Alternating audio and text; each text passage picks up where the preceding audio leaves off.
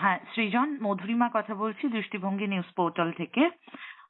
আপনার বিষয়ে লাস্ট দুদিন ধরেই একটা খবর সোশ্যাল মাধ্যমে ছড়াচ্ছে যে প্রতিকুরের পর সৃজনও তারা দুজনেই নাকি তৃণমূল কংগ্রেসে জয়েন করতে চান।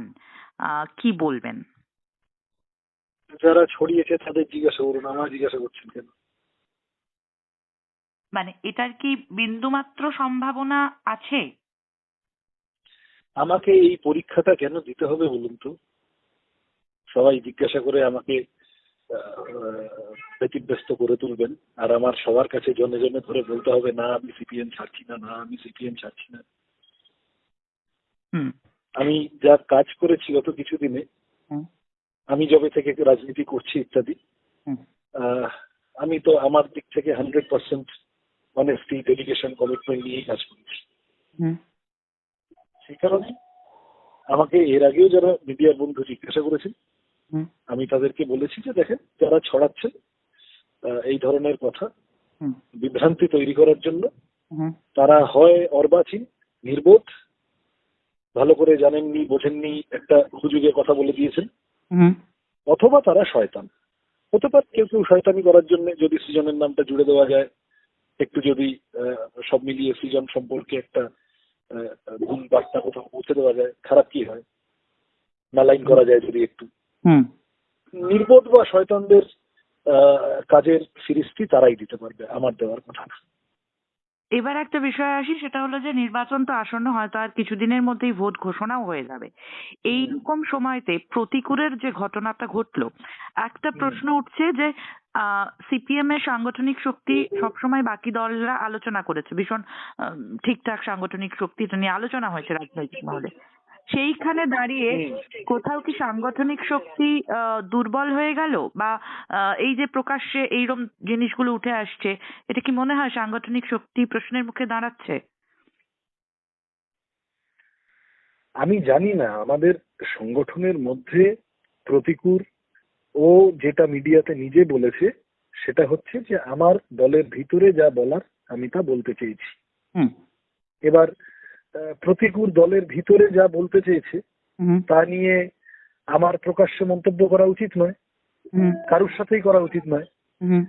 এবার প্রতিকূল দলের ভিতরে যা বলতে চেয়েছে সেই কথা যদি কোনোভাবে বাইরে চলে আসে, আমি জানি না এসেছে কিনা, যদি কোনোভাবে চলে আসে তাহলে কি করে এলো, কেন হলো, সেগুলো খতিয়ে দেখা নিশ্চয় দল দেখবে। এখনো পর্যন্ত ফর্মালি অফিসিয়ালি রফিকুর রহমান হুম। আমাদের দল ছেড়ে যাওয়ার কথা কোথাও বলেনি, হুম। অন্য কোথাও যোগদান করার কথা কোথাও বলেনি। প্রতিকূলের সাথে আমি দীর্ঘ সময় কাজ করেছি, আমি ওকেই বিশ্বাস করতে চাই। হুম। হুম।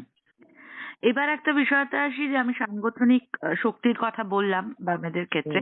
প্রতিকূল যে মানে যে চিঠিটা প্রকাশ্যে এসছে বা পরবর্তীতে আলোচনাও হয়েছে বিভিন্ন ক্ষেত্রে, যে মোহাম্মদ সেলিমের কিছু পদক্ষেপ, যেমন হুমায়ুন কবিরের সঙ্গে তার দেখা করা, এই বিষয়গুলো নিয়ে যারা ইয়াং জেনারেশন রয়েছেন বামেদের, তাদের কোথাও না কোথাও একটা মতভেদ হচ্ছে, এবং সে কারণে এই ধরনের জিনিস সামনে চলে আসছে। এটা কি সত্যি?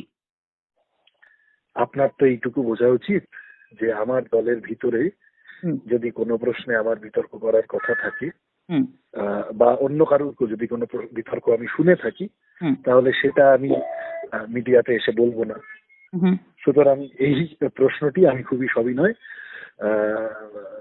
এড়িয়ে যাচ্ছি, যে এড়িয়ে যাচ্ছি না, পরিষ্কার বলছি যে আমাদের দলের ভিতরে আলাপ আলোচনার যা পরিসর আছে সেই পরিসরকে ব্যবহার করে কোথাও কোনো বিতর্ক হতে পারে, মন খারাপ হতে পারে, কোনো কারণে কোনো একটা খারাপ লাগা কোথাও কারো তৈরি হতে পারে।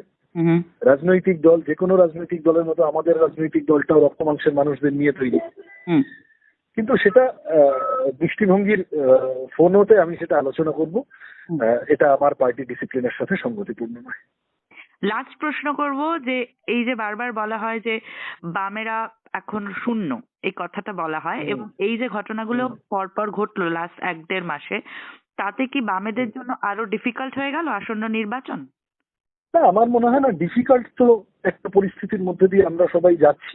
পশ্চিমবঙ্গে যে পরিমাণ টাকার খেলা, সাম্প্রদায়িক রাজনীতি, দুর্নীতি, এই এসআইআর করে যেভাবে মানুষকে বিপদে ফেলার চেষ্টা হয়েছে, এই সমস্তটা ইতিমধ্যেই বাংলার মানুষকে বিপদে ফেলে রেখেছিল। এবার বাংলার মানুষ খুব ভালো আছেন কিন্তু সিপিএম খুব বিপদে আছে, ব্যাপারটা ঠিক তা নয়। বাংলার মানুষ সামগ্রিকভাবে অসুবিধার মধ্যে আছেন।